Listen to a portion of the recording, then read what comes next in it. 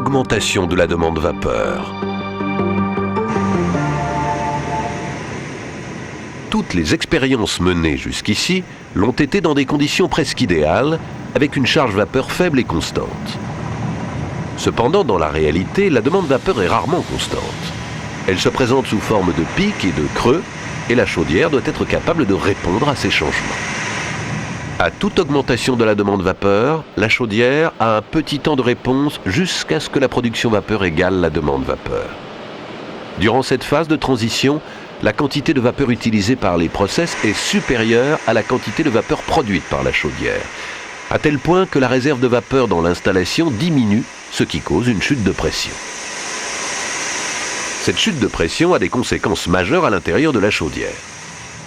Observez ce qui se passe lorsque la demande vapeur est temporairement augmentée, mais toujours dans les limites de capacité de la chaudière. La surface de l'eau en ébullition commence à monter à une vitesse surprenante et en quelques secondes, le niveau d'eau est si haut que de l'eau et de la mousse sont entraînés avec la vapeur. Dès que la forte demande se modère, la pression augmente.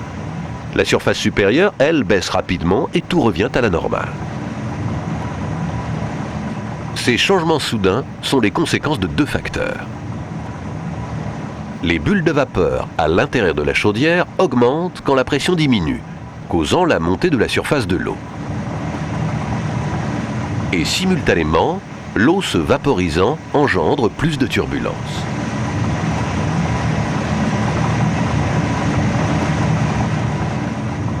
Cette vaporisation de l'eau a lieu dès qu'il y a chute de pression.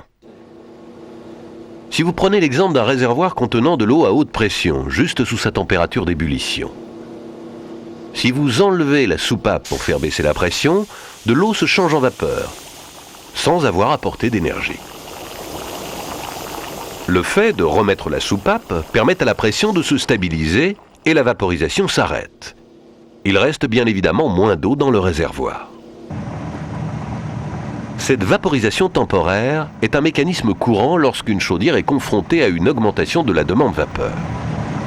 Il est donc important de se rendre compte que l'appel vapeur doit se faire graduellement, car c'est bien les changements d'allure qui sont à l'origine de l'instabilité dans la chaudière, et cela même si cette forte demande de vapeur reste dans la plage de fonctionnement de la chaudière.